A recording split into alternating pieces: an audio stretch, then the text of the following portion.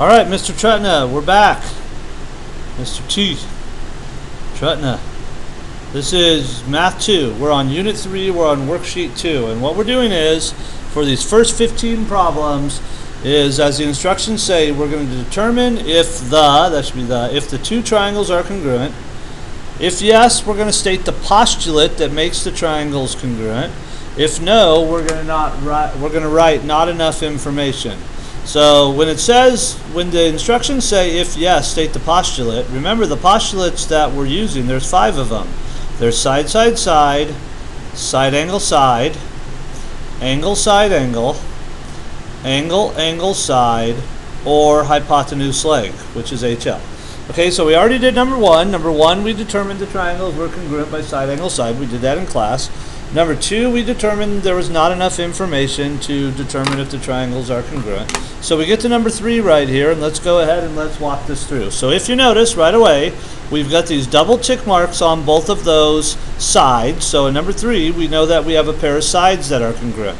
Then we have triple tick marks here on the left and triple tick marks here on the right.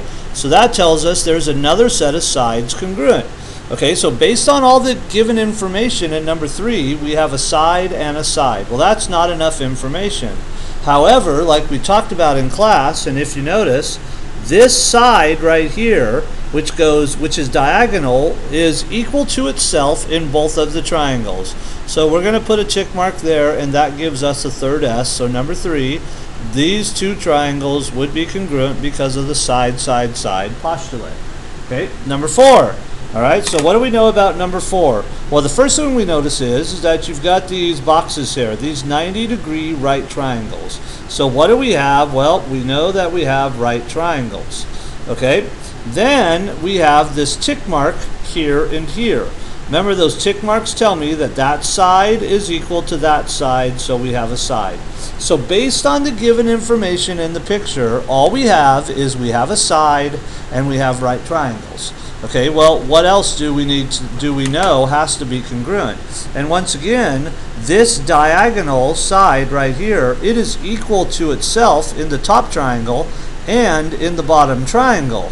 So that side is equal to itself. So we have another side. Okay, but SS is not one of our postulates. But remember, hypotenuse leg, oops, couldn't see that. So hypotenuse leg, it's one of our postulates, and remember, hypotenuse leg is specific to right triangles. So we have a right triangle. That right there, that's the hypotenuse of both triangles. And then those two are a leg. So number 4 would be HL. Okay, number 5. So let's work it through. So what do we know? Well, we know we have that side's the same as that side, so that gives us an S. We know we've got these double tick marks here, so that tells me that that side and that side are the same. So based on the given information, based on the marks, we have an S and an S. Once again, that's not enough. So then we go, all right, is there any other sides or any angles that we know have to be congruent? And hopefully you notice that in number 5, that angle and that angle, even though they're not marked, they have to be congruent. Why? Well, those are vertical angles. Okay, so we have our vertical angles right here. So that gives us an A. All right, so we have 2 S's and an A. Now, the way that I wrote them right here, this is just where I'm just kind of marking down what I know.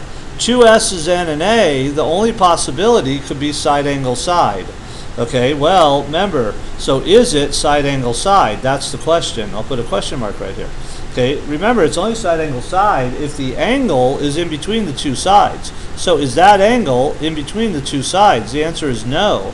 So this is not side, angle, side. So that means number 5, there's not enough information for us to determine if the two triangles are congruent. Moving on to number 6. So let's mark what we know based on the given. So we have a tick mark and a tick mark. Those tell us that that side's the same as that side. So we have an S. We have these arcs right here. Those arcs tell us that those two angles are the same. So we have an A. Okay, and that's it. So based on the given information, this is what we know. Well, remember, S and an A, that's not enough. Is there anything else that is equal? And there is. This side right here is congruent to itself in both of the triangles. So we have another S. All right, now, so What postulate has two S's and an A in it? Well, that would be side, angle, side. Okay, so let's see if it's side, angle, side. It's only side, angle, side if the angle is included. That means it's in between the two sides. So here's my two sides. Is that angle in between those two sides? Okay, no, it is not. So it can't be side, angle, side. So number 6 would have to be not enough information as well. All right, moving on to number 7. So you notice when we get to number 7, the only given information that we have is that that angle and that angle are the same. So we have an A. All right, well, an A is not enough information. All right, so but then we go, all right, well, are there any other sides or any other angles that are the same in the two triangles? And there's this side right here. Okay, that side is equal to itself in both of the two triangles. So that gives us an S. All right, well, so our given information gave us an A. We knew that that side was equal to itself, so that gives us an S, but that is it. So number 7 would have to be not enough information. All right, number 8. So what do we know in number 8? What's given to us? You always start with the given. So we are given that that angle is the same as that angle, so that gives us an A. We've got these double arcs here, so it's telling us that that angle is equal to that angle, so it gives us another A. So based on the given information, the mark's already in the picture, we have an A and an A. Well, there's no such thing as an AA rule, so we have to find more information. And this side right here it's equal to itself in both of the two triangles. So we have an S. Okay, so we have two A's and an S. So which postulate has two A's and an S? Well, there's the angle side angle postulate, or there's the angle angle side postulate. So if this is going to work, it's going to be one of these two. So notice in the angle side angle postulate, the side has to be in between the two angles. In the angle angle side postulate, the side has to be opposite the two equal angles. So here's my equal angles, there's my side. Is that side in between those two angles, or is it opposite? Well, you can see it's in between, so number 8 would be angle side angle. Okay, not angle angle side. Okay, number 9. So number 9, it was a little bit hard to see on your picture, but you were told that that side and that side had one tick mark, so that gives us equal sides. We have this side and this side here have two tick marks, so that gives us another set of equal sides. Remember, I'm just doing my work right here. I'm spitballing here, seeing what I know. And then we know that we have these arrows here. All right, so what do the arrows tell us? Well, remember, the arrows tell us that we have, it means that that side is parallel to that side. Okay, so what does that mean? Well, remember, then that means that that angle has to be the same as that angle. And the reason why those angles have to be the same is because of alternate interior angles. These two angles are alternate interior angles. All right? So I have an A. So I have two S's and an A. So what postulate, what rule has two S's and an A? That would be side, angle, side. Now side, angle, side works only if the angle, as you can see, the order that's written is in between the two sides. So here's my two sides, there's my angle, that's in between. There's my two sides, that's the angle. So number 9, side, angle, side. Okay, number 10. Number 10 might be a little bit hard to read too, but we'll work it out. So in number 10, you can see we have these two marks here. So that tells us that that side and that side are the same. So I'm just doing my work here, my preliminary work. That gives me an equal side. Then I have these marks right here in the angles, so that tells me that those two angles are the same. So I have an A. And then it might be a little bit hard to see, but in number 10, these are actually arrows. Okay, so remember, just like in number 9, the arrows tell us that that line is parallel to that line. Okay, so what does that mean? Well, it means that this angle in the top triangle has to be the same as that angle in the bottom triangle. Okay, and why are those two angles equal? Well, those two angles are corresponding angles. All right, so that angle and that angle are corresponding. So that gives me another A. All right, well, so we have two A's and we have an S. So that means it could be angle side angle, or the triangles could be congruent because of angle angle side. So let's see which one it is. is my side in between the two angles? And you can see it is. My side here is between the two angles. So this, number 10, angle, side, angle, not angle, angle, side. Okay, number 11. So let's just kind of mark down here what we're given. So you notice in number 11, we have the 90-degree box. So right away, we notice that we have right triangles. We know that that side is the same as that side, and in a right triangle, those would be the legs. So we have an L. And then we have the double check marks here are equal to each other. So those two sides are equal, and both of those two sides are across from the 90-degree angle, so that's the hypotenuse. So number 11 would be HL. Number 12. Okay, so let's do our little preliminary work to see what's marked the same as each other in number 12. Well, if you notice, we have those two sides are marked the same as indicated by the check marks. So we have an S. I'm just writing down what I know. I have an arc there in that angle and an arc there in that angle, so that would give me a pair of equal angles, so I have an A. And then I have a double arc in that angle, and I have a double arc in that angle, so that gives me another pair of equal angles. So I have two A's and an S. Okay, so which rule has two A's and an S in it? Now once again, that means we could either have angle, side, angle, or we could have angle, angle, side. Okay, angle, side, angle would mean where the side is in between the two angles. Okay, here's my two angles, there's my side. Angle, angle, side would mean that the side that the pair of sides that are equal are opposite the two angles. So which one is it? Here's my two angles. There's my side. There's my two equal angles. There's my side. You can see that it's opposite to two angles. So number 12 has to be angle, angle, side, not angle, side, angle. Angle, angle, side. Okay, number 13. So let's, first of all, whenever we do these problems, we start off with what's given based upon the marks in the picture. Okay, so number 13, you can see that we have a single mark there and a single mark there. So that's telling me that that side and that side are the same. So we have a pair of equal sides. Then we have the double marks here, and those double marks telling me that that side of that triangle is equal to that side of that triangle, so we have another S. So based upon the given information in number 13, we have two S's, okay, and that's it. Well, there's no SS postulate. There's no SS rule. However, this side right here, it is equal to itself in both triangles. So we actually have a third pair of angles, even though it's the same one. So number 13, the triangles are congruent, and my postulate would be side, side, side. Okay, number 14. Once again, we're going to use the marks and mark down over here. We're just going to do our preliminary work. So we have a mark there and a mark there. That's telling me that that side in the triangle on the right is the same as that triangle in the triangle on the left, so we have an S. Then we have that angle right there marked the same as that angle right there, so we have an A. And that is it. Okay, based on the preliminary marks. Okay, so, and there is no SA postulate, there's no AS postulate. So right now we don't have enough information. However, there is more that's equal. You should see that that angle and that angle, those are vertical angles. Okay, so vertical angles, once again, are always equal. So those two angles have to be equal to each other. So we have another A. So our preliminary work gives us two A's and an S. So what could it be? What postulate could work? Well, it could be angle, side, angle. Or it could be angle, angle, side.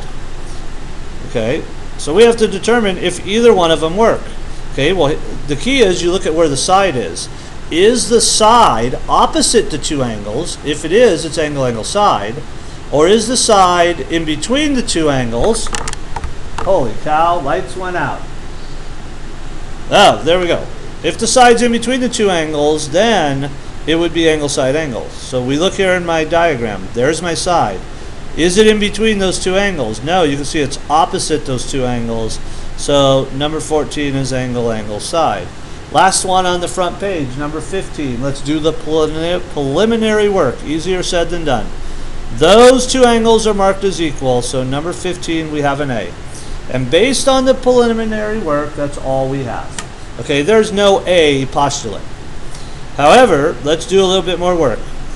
That side right there, Is it equal to itself in the top triangle and the bottom triangle? Absolutely it is. And by the way, remember, this is the first time I mention it, that's called the reflexive property. So whenever you have one part equal to itself in two different shapes, it's called the reflexive property. And that gives me a side. Okay, but that's it. That's all the information that I can come up with in number 15. Is that side is the same as itself, and that angle is the same as that angle based on the given marks. So is there an AS postulate? No. Is there an SA postulate? No. So number 15 is not enough information. NEI. Okay, so that's how you would have done the first page. Turning it over to the back side, I asked you to do number 17. So in number 17, the instructions say, name two triangles that are congruent by angle, side, angle. Okay, so if you notice in number 17, there are three triangles given, and then you want to determine which ones would be congruent by angle, side, angle postulate. Now remember, angle, side, angle postulate means you have to have two sets or pairs of equal angles, and then one set of equal sides, but the side has to be in between the two angles. So let's look at this one. Would that be angle, side, angle? Yeah, the side's in between the angle. So that triangle would be one of them. Then let's look at this one. Angle, side, angle. Is that side in between the two angles? So that would be the other one. So these are the two triangles that would be congruent by angle, side, angle. And you can see the XYZ triangle has two angles, but the side is opposite. So XYZ would not work. Now we need to name them. So we're going to put the triangle symbol, and then we're going to name this triangle in any order we want. I'm going to call it RQS. Triangle RQS. Then we're going to put the congruent symbol, and then we're going to put the triangle symbol, and then we're going to name this triangle, but we have to name it in the corresponding order. So what corresponds with R, which has one arc at it over here? Well, that would be T, because you can see T has one arc. So T. What corresponds with Q? Q has two arcs right at the angle Q. Well, U would correspond because it has two marks. And then you can see S has no marks and V has no marks. So that would be a way to name the two triangles. Okay? All right, last 6 problems. Numbers 21 through 26, the instructions say in the diagram triangle TJM, there's triangle TJM, it's congruent to triangle PHS. PHS. Complete the statement. Okay? All right, so angle P is congruent. Okay, so when we see this congruent symbol, to answer number 21, we're going to say what angle is it congruent to. So if you notice, P in the second parts of this statement, remember, this is called a congruency statement, and this congruency statement tells you all the parts that are congruent. P is the first letter. Over here is the first letter, so that means angle P has to be congruent to angle T. That's how you would put answer number 21. Some people would say, oh, angle P is 73 degrees. Okay, because angle T is 73 degrees. But it said congruent to. If that was an equal sign, we would have said 73. Okay, number 22, side JM. It's congruent to what side? Well, if you look right here, J and M are the second and the third letter in my statement. So that means it has to be congruent to side HS. So that would be number 22. Number 23 is a little bit different. It says the measure of angle M is congruent to. So number 23, because it's asking for the measure, we're going to put our answer to 23 as the degrees. So here's angle M. We're trying to figure out how many degrees is angle M. If you notice, M is the third letter in my congruency statement. The third letter is S. So M and S have to be the same. Angle S is 48, so angle M has to be 48. So 23 would have been 48 degrees. Number 24, this is asking for what is the measure of angle P. Okay, well, angle P is right here. And then if we look at my congruency statement, P is the first letter, so it has to be the same as angle T. And angle T is right here, and you can see angle T is 73, So that means angle P has to be 73. So the measure of angle P is equal to 73 degrees. Okay? Number 25, line segment MT is congruent to what? So here we're going to say what line segment is congruent to. M is the third letter, T is the first letter. Third letter S, first letter P, so MT would have to be congruent to SP. Okay, and then the last one, all this did was it took the congruency statement and it's mixing up the letters. So triangle HPS would be congruent to triangle. So H goes first, but if we look up here, H has to match up with J. So that would be triangle J. P first matches up with T. So J, T, S third has to match up with M. So triangle HPS is congruent to triangle JTM. That's it. We're done. Unit 3, worksheet 2. Fini.